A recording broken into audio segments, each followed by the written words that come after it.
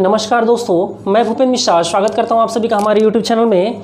दोस्तों, मैं आप सभी को भारत की नदियां बता रहा हूं। ये जो हिमालय नदी तंत्र चल रहा है अभी हमारा, उसमें से हिमालय की जो 3 मेन नदियां हैं, हिमालयी 3 नदियां हैं। पहला कौन सा है? सिंधु को मैं आप सभी को पढ़ा चुका हूँ। दूसरा गंगा नदी तंत्र भी हम लोग पूरा डिटेल में देख चुके हैं। और आज की इस वीडियो में आप सभी को ब्रह्मपुत्र नदी तंत्र को पूरा डिटेल में बताऊंगा। ठीक है, तो ब्रह्मपुत्र नदी तंत्र को देखने से पहले अगर आप लोगों ने सिंधु नदी तंत्र और गंगा नदी तंत्र को नहीं देखा होगा तो जाकर के उसको भी देख लीजिएगा एक बार, क्योंकि पूरा मैप के थ्रू बता रहा हूँ और ऐसे पढ़ रहे हैं हम लोग कि एक बार में ही याद हो जाएगा। तो चलिए स्टार्ट करते हैं आज का वीडियो। देखो क्या है, तिब्बत में मानसरोवर झील है। तिब्बत में क्या है? मानसरोवर झील है। ठीक है, यहीं से आप सभी को बताया था सिंधु नदी का उद्गम हुआ है। और ये इसी के पास में क्या है, एक राकस्थाल है मानसरोवर झील के पास। वहाँ से क्या हुआ, इसका उद्गम हुआ है, सतलज नदी का उद्गम हुआ है। तो मानसरोवर झील के पास ये कांग्यू जलाशय है। कौन सा जलाशय है? कांग्यू। ठीक है, कांग्यू जलाशय, इसी के पास में एक ग्लेशियर है। उस ग्लेशियर से क्या होता है, आपका ब्रह्मपुत्र नदी का उद्गम होता है। ठीक है, तो जब ब्रह्मपुत्र नदी का उद्गम हुआ ना, तो इसका नाम को भी देखते जाना, अलग अलग जगहों पर इसको अलग अलग कहा जाता है। जब ये आगे बढ़ेगा तो इसको चीन में या आपके तिब्बत में कौन सा नदी कहते हैं? शांगपो। क्या, कौन सी नदी कहा जाता है इसको? शांगपो। ठीक है, इसको कहा जाता है शांगपो नदी। इसके बाद फिर ये आगे बढ़ता है और यहाँ पर एक नामचा बरवा पर्वत है। कौन सा पर्वत है? नामचा बरवा पर्वत। ठीक है, नामचा बरवा पर्वत के पास से हिमालय को काटते हुए ये हमारे भारत देश में प्रवेश करता है। हमारे भारत देश के कौन से राज्य में ये प्रवेश किया? अरुणाचल प्रदेश में। ठीक है, और यहाँ पर जब वो प्रवेश करता है तो हिमालय को काट करके एक गार्ज बनाता है। उस गार्ज को क्या कहा जाता है? उस गार्ज को कहते हैं दिहांग गार्ज। क्या कहते हैं? दिहांग गार्ज कहते हैं। ठीक है, उसके बाद मतलब अब दिहांग गार्ज बनाया तो यहाँ पर ब्रह्मपुत्र नदी का क्या नाम हुआ? दिहांग नदी। जब भारत में प्रवेश किया तो उसको क्या नाम बोलेंगे? दिहांग नदी बोलेंगे।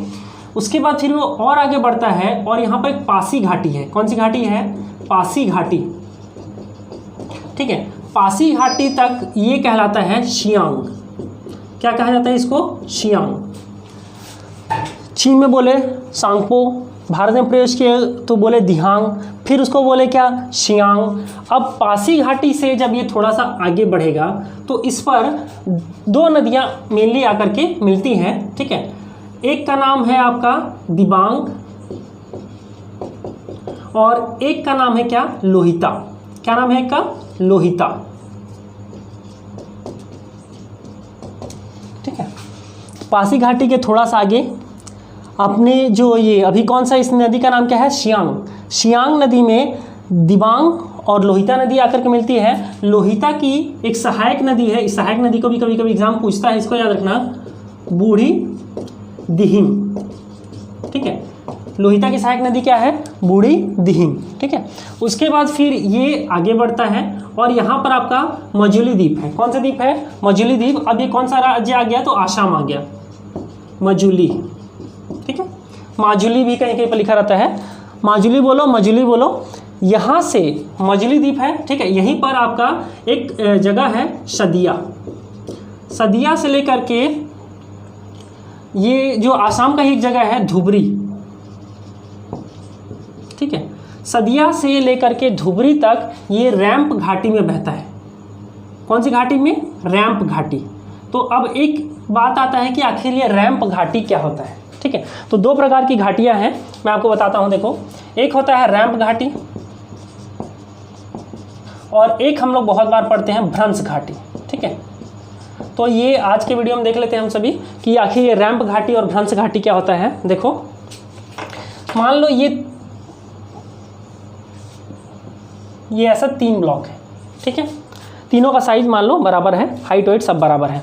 ठीक है, तो क्या होता है अगर इन दोनों पर ऐसे इधर से प्रेशर डाला जाए। ठीक है, बाहर से इस प्रकार का प्रेशर डालोगे तो क्या हो जाएगा, ये बीच वाला जो पोर्शन है ना वो ऊपर उठ जाता है। बीच वाला पोर्शन क्या है? सॉरी, ये जो साइड वाला पोर्शन है वो क्या हो जाएगा? ऊपर उठ जाएगा। और बीच वाला पोर्शन क्या हो जाएगा? आपका धंसा हुआ ही रहता है। बीच वाला पोर्शन क्या है? आपका धंसा हुआ रहता है। तो इसको क्या बोलते हैं? आपका रैंप घाटी। क्या कहा जाता है इसको? रैंप घाटी। देखो क्या बोला, स्टार्टिंग में तीनों का हाइट सेम था, ठीक है। उसके बाद क्या हुआ, इधर से बाहर से बल लगा, इस बल के कारण से क्या हुआ, जो इसके साइड साइड में जो चीज़ें थी, मतलब पर्वत था, वो क्या हो गया, ऊपर उठ गया, और जो बीच का पोर्शन था वो वहीं का वहीं रह गया। तो मतलब साइड साइड का क्या हुआ है, जो पोर्शन है वो ऊपर उठा है और बीच का अपने ही जगह पर है, ठीक है। तो इस प्रकार से जो घाटी बनता है उसको क्या बोलते हैं हम लोग, रैंप घाटी। एक और होता है भ्रंश घाटी। इसमें क्या होता है, स्टार्टिंग में तीनों के तीनों क्या है, बराबर है, ठीक है।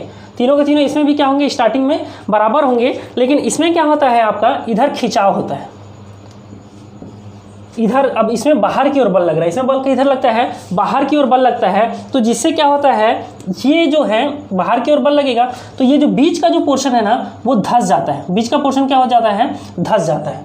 तो ये इसको क्या बोलते हैं अपन लोग, भ्रंश घाटी।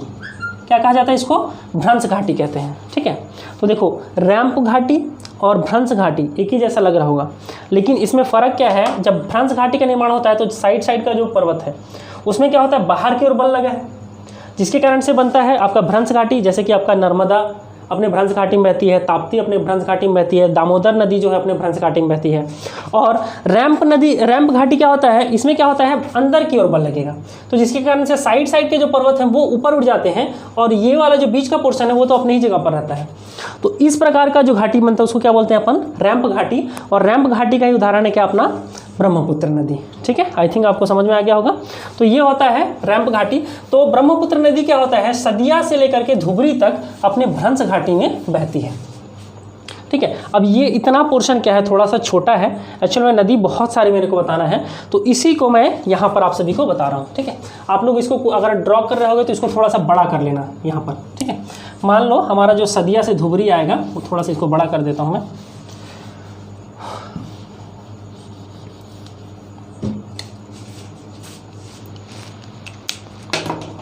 क्योंकि यहाँ पर इसकी बहुत सारी छोटी छोटी सहायक नदियाँ मिलेंगी।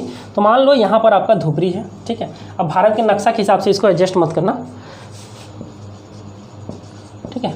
धुबरी ये कौन सा राज्य है, यहाँ से यहाँ तक समझ जाओ, असम राज्य ही चल रहा है आपका, ठीक है। तो ये माजुली द्वीप तक समझ लिए हम लोग। अब इसके बाद जब ये थोड़ा सा आगे बढ़ेगा तो इसमें 3 नदियाँ मेनली आकर के मिलती हैं। एक का नाम है सुबन मारी, एक नदी क्या नाम है, सुबन मारी। एक नदी का नाम है रंगा नदी। कौन सी नदी है, रंगा नदी। और इसके नीचे से आकर के मिलती है धनश्री। कौन सी नदी, धनश्री नदी, ठीक है। तो ये 3 नदियाँ आकर के मिली, सुबन मारी और रंगा नदी ऊपर से आकर के मिलती है और धनश्री नदी इसके नीचे से आकर के मिलती है, ठीक है। अब एग्जाम में इसको ऐसे भी बोलता है कि बाएं से कौन कौन सी नदियाँ आकर के मिल रही है, दाएं तट से कौन सी नदियाँ आकर के मिल रही है, ठीक है। तो देखो नदी ऐसे बह रहा है, एज्यूम करो आप भी ऐसे ही चल रहे हो, तो आपका बायां किधर हो जाएगा, ऊपर। ऊपर में क्या है आपका, राइट हैंड साइड मतलब दायां हो जाएगा, और इधर क्या हो जाएगा, बायां हो जाएगा। तो इसके बाएं से कौन सी नदी आकर के मिली, धनश्री, और दाएं से कौन कौन सी नदी आकर के मिली, रंगा और सुबनमारी, ठीक है। इसके बाद फिर जब ये आगे जाता है और आगे जाएगा तो इसमें एक जिया भरेली करके नदी मिलेगी। कौन सी नदी, जिया भरेली, ठीक है। एक नदी आकर के मिलती है जिया भरेली, और उसके बाद नीचे से एक नदी आकर के मिलती है कपिली। कौन सी नदी, कपिली नदी आकर के मिलेगी। उसके बाद फिर इसी के तट पर यहीं पर क्या है, गुवाहाटी शहर बसा हुआ है, ठीक। तो गुवाहाटी शहर बसा हुआ है, इसको भी याद रखना। इसके बाद जब वो आगे बढ़ेगा तो यहाँ पर एक नदी आकर के मिलेगी, उसको बोलते हैं हम लोग क्या, पुथीमारी। तो इसमें एक नदी आकर के मिलती है, उसको क्या बोलते हैं अपन, पुथीमारी। पुथीमारी के बाद फिर इसमें एक नदी आकर के मिलती है, उसको बोलते हैं अपन मानस नदी, ठीक है, मानस नदी। उसके बाद फिर इसमें और भी छोटी छोटी नदियाँ आकर के मिलती हैं, जिसमें से एक प्रमुख नदी है उसको बोलते हैं हम लोग क्या, तिपकई। क्या बोलते हैं इसको, तिपकई। तिपकई नदी आकर के मिलती है। उसके बाद धुबरी के जस्ट थोड़ा सा पहले एक नदी आकर के मिलती है, उसको बोलते हैं अपन लोग क्या, संकोश, ठीक है। उसके बाद फिर ये धुबरी के बाद जो है आपका ब्रह्मपुत्र नदी वो चला जाता है कहाँ, बांग्लादेश में। कहाँ चला जाता है, बांग्लादेश में, ठीक है। तो और एक चीज़ याद रखना, ये धुबरी से लेकर के सदिया तक, सदिया से लेकर के धुबरी तक ये अपने रैंप घाटी में तो बह रही है, और एक्चुअल में इतने दूर तक ही इसको किस नाम से जाना जाता है, ब्रह्मपुत्र नदी के नाम से जाना जाता है। सदिया से लेकर के धुबरी तक इसको क्या बोलते हैं, ब्रह्मपुत्र नदी के नाम से जाना जाता है। ठीक है, उसके बाद फिर ये चली जाती है बांग्लादेश। बांग्लादेश में इसको कहते हैं जमुना। कौन सी नदी कहते हैं, जमुना। ठीक है, और बांग्लादेश में ही देखो आप सभी को बताया था पश्चिम बंगाल में क्या होता है, गंगा अपने दो भागों में बढ़ जाती है, भागीरथी और हुगली। तो भागीरथी वाला जो धारा है वो आकर के आपके बांग्लादेश में ही ब्रह्मपुत्र में मिलता है। ठीक है, तो गंगा और ब्रह्मपुत्र, या इसको बोलो जमुना, गंगा और जमुना नदी मिलने के बाद ये पद्मा नदी के नाम से आगे बढ़ता है। कौन सी नदी के नाम से आगे बढ़ता है, पद्मा। और उसके बाद फिर इसमें मणिपुर साइड से एक नदी आती है जिसको कहते हैं हम लोग क्या, मेघना नदी। ठीक है, मेघना नदी फिर इस पद्मा नदी में मिलती है, और यही नदी आगे क्या कहलाती है, मेघना नदी कहलाती है। और फिर ये जो मेघना नदी है यही जाकर के बंगाल की खाड़ी में अपना जल को गिराती है। तो ये था पूरा का पूरा ब्रह्मपुत्र नदी तंत्र। और इस ब्रह्मपुत्र नदी के तंत्र की सारी जो इंपॉर्टेंट नदियां हैं जो कि आपके एग्जाम में पूछा जा सकता है, उसको हम लोगों ने पूरा का पूरा इस वीडियो में देखा है। ठीक है, एक बार जल्दी से बताता हूँ क्योंकि रीज़न हो जाएगा आप सभी का। देखो सबसे पहला क्या चीज़ है, ब्रह्मपुत्र नदी तंत्र का मेन फैक्ट, उद्गम हुआ। जब उद्गम हुआ तो कहाँ से हुआ, मानसरोवर झील के पास जो कांग्यू जलाशय है वहाँ से हुआ। ठीक, अब उसके बाद वो जब उद्गम होता है तो उसको तिब्बत में या चाइना में कौन सा नाम से जाना जाता है, शांगपो नाम से जाना जाता है। उसके बाद फिर वो आगे बढ़ा, हमारे भारत देश में आया। जब भारत देश में आता है तो हिमालय को काट करके गार्ज बनाता है। ठीक है, उस गार्ज को क्या कहते हैं, दिहांग गार्ज, और वहाँ पर नदी को क्या बोलेंगे, दिहांग नदी कहा जाता है। उसके बाद जब वो आगे बढ़ेगा तो जो पासी घाटी है वहाँ तक उसको क्या कहते हैं, शियांग नदी। क्या कहा जाता है, शियांग नदी। और पासी घाटी के बाद मजली द्वीप के पास उसमें दिबांग नदी, लोहिता नदी मिलती है, और लोहिता की सहायक नदी कौन सी है, बूढ़ी दिहिंग है। ठीक है, तो यहीं पर क्या है आपका मजली द्वीप है। और एक चीज़ याद रखना, मजली द्वीप का जो अस्तित्व है अभी थोड़ा खतरे में है। क्यों, क्योंकि रेत खनन उसको काट रहे हैं, और एक समय आएगा हो सकता है मजली द्वीप खत्म हो जाए। और मजली द्वीप के लिए एक इंपॉर्टेंट फैक्ट याद रखना, ये जो है विश्व का सबसे बड़ा नदी द्वीप है। मजली द्वीप क्या है, विश्व का सबसे बड़ा नदी द्वीप है। इसके आगे आते हैं तो एक नदी ऊपर से आकर मिलती है सुबनमारी और रंगा नदी, और नीचे से मिलती है इसके धनसिरी नदी। ठीक है, जब और आगे जाओगे तो जिया भरेली नदी इसमें मिलती है, और उसके और आगे जाओगे तो नीचे से इसमें कपिली नदी मिलती है। फिर यहाँ पर गुवाहाटी आ जाएगा। गुवाहाटी सर कौन सी नदी के किनारे बसा है, ये एग्जाम पूछता है, तो ब्रह्मपुत्र नदी के किनारे पर बसा हुआ है। उसके बाद फिर इसमें पुथीमारी नदी मिलती है, फिर मानस नदी, फिर तिपकई, फिर शंकोश। उसके बाद धुबरी के पास से क्या होता है, ये बांग्लादेश में प्रवेश करता है, और जब बांग्लादेश में प्रवेश करता है तो इसको क्या, कौन सी नदी कहा जाता है, जमुना नदी। और धुबरी से लेकर के सदिया तक में ही इसको क्या कहा जाता है, ब्रह्मपुत्र नदी कहा जाता है। उसके बाद फिर जो गंगा और जमुना इसका जो संगम होता है तो ये क्या कहलाता है, पद्मा नदी कहलाता है। और यहीं पर है विश्व का सबसे बड़ा डेल्टा। एक चीज़ याद रखना, गंगा नदी और यमुना नदी मिल करके विश्व का सबसे बड़ा डेल्टा का निर्माण करता है। उसको क्या कहते हैं, सुंदरवन का डेल्टा कहा जाता है। क्या कहा जाता है, सुंदरवन का डेल्टा कहते हैं। देखो डेल्टा क्या होता है ये भी मैं आप सभी को समझा देता हूँ। ठीक है, देख लेते हैं डेल्टा क्या होता है। अच्छा, एक और इम्पॉर्टेंट फैक्ट छूट गया था, यहाँ पर जो अपना सिक्किम है ना, सिक्किम से तीस्ता नदी निकलती है। कौन सी नदी, तीस्ता नदी। और ये बांग्लादेश में जाकर के जमुना में मिलती है। जमुना इन द सेंस वहाँ की ब्रह्मपुत्र नदी में। तो इसको भी वहाँ पर ड्रॉ कर लेना। तीस्ता नदी क्या हो जाएगी, सिक्किम से निकलेगी और वो बांग्लादेश में जाकर के ब्रह्मपुत्र में मिलेगी। ठीक है, इसको भी ड्रॉ कर लिए रहना। अब आगे देखते हैं हम सभी क्या अपना ब्रह्मपुत्र नदी को, वो डेल्टा को क्या होता है ये बता देता हूँ। देखो, जब दो चीज़ें हैं, आप लोगों ने सुना होगा नदी का मुहाना, या तो नदियों का मुहाना होता है या तो उन लोग क्या करते हैं, डेल्टा बनाती हैं। अगर देखो कोई नदी है, जैसे कि हम लोग पढ़े होंगे ना, आप सभी पढ़े होंगे कि नर्मदा नदी का मुहाना, ताप्ती नदी का मुहाना। तो अगर नदी अपने साथ ज़्यादा अवसाद लेकर के नहीं गई है, क्या चीज़, अवसाद। अवसाद मतलब कीचड़, मिट्टी, ये सारी चीज़ को अगर वो लेकर के नहीं गई है तो वहाँ पर क्या हो जाएगा, नदी का मुहाना हो जाएगा। ठीक है, अवसाद अगर नहीं लेकर के गई है तो। लेकिन अपने साथ अगर नदियाँ क्या होती हैं, अवसाद लेकर के जाएंगी, और उसको क्या करेगा, जैसे समुद्र है, यहाँ पर क्या मान लो समुद्र है, तो समुद्र के पास ये छोड़ेंगी। और साथ ही साथ क्या होता है, जैसे ये समुद्र में जब मिलने वाली होती है ना तो कई सारी धाराओं में बढ़ जाएंगी। किस में बढ़ जाएंगी, कई सारे धाराओं में बढ़ जाती हैं।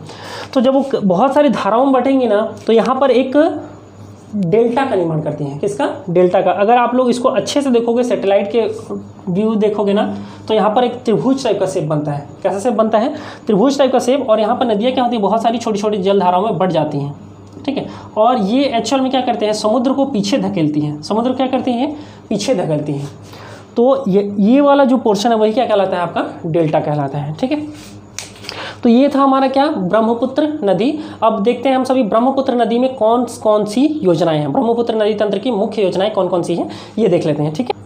तो चलिए देख लेते हैं हम सभी ब्रह्मपुत्र नदी तंत्र में कौन कौन सी परियोजनाएं संचालित हैं। और परियोजनाओं को देखने से पहले कुछ इंपॉर्टेंट फैक्ट्स को याद रखिएगा आप सभी। ब्रह्मपुत्र नदी का जो लंबाई है वो टोटल कितना किलोमीटर है, 2900 किलोमीटर लंबा है टोटल ब्रह्मपुत्र नदी, जिसमें से 916 किलोमीटर हमारे भारत देश में बहता है। ब्रह्मपुत्र नदी हमारे भारत देश में कितना किलोमीटर लंबा बहता है, 916 किलोमीटर लंबा, ठीक है। तो देखिए कौन कौन सी परियोजनाएं मेनली हैं। एक है रंगा नदी जल विद्युत परियोजना, ये अरुणाचल प्रदेश में है। अरुणाचल प्रदेश में टोटल 7 परियोजनाएं हैं। पापुम पाप जल विद्युत परियोजना है, ढिंक्रोंग जल विद्युत परियोजना है, पाकी जल विद्युत परियोजना है, अपर लोहिता जल विद्युत परियोजना है, कामेंग जल विद्युत परियोजना है और दम्वे जल विद्युत परियोजना है। ये सब कहाँ पर हैं, अपने अरुणाचल प्रदेश में है। कोपली और दोयांग, कोपली जल विद्युत परियोजना जो है वो आपका आसाम में है, और दोयांग साथ साथ लोकतक जल विद्युत परियोजना और तिपाई मुख जो जल विद्युत परियोजना है ये कहाँ पर है, आपके मणिपुर में है। और धालेश्वरी जल विद्युत परियोजना, तुइरियल जल विद्युत परियोजना और तुईबाई जल विद्युत परियोजना ये आपके मिजोरम में है। रंगीत जल विद्युत परियोजना जो है वो आपके सिक्किम में है। तो ये टोटल 15 परियोजनाएं हैं जो कि ब्रह्मपुत्र नदी तंत्र में जो नदियाँ आती हैं उनमें है, ठीक है। आज का वीडियो यहीं तक था। आप सभी लोगों के लिए मेरा एक क्वेश्चन है, आप सभी मुझे नीचे कमेंट करके बताइएगा, गंगा, ब्रह्मपुत्र और सिंधु इन तीनों नदियों में सबसे लंबी नदी किसे माना जाता है और उसकी लंबाई कितनी है, ठीक है। साथ ही साथ आप लोग तीनों की तीनों नदियों का लंबाई मेरे को नीचे कमेंट करके बता दीजिएगा, और तीनों में से सबसे लंबी नदी किसे माना जाता है, गंगा, ब्रह्मपुत्र और सिंधु में, इसे नीचे कमेंट करके बताइएगा। आज का वीडियो यहीं तक था। अगर वीडियो अच्छा लगा हो तो लाइक करेगा और अपने दोस्तों के साथ शेयर जरूर करेगा। दोस्तों वीडियो को अंत तक देखने के लिए बहुत बहुत धन्यवाद। Thank you.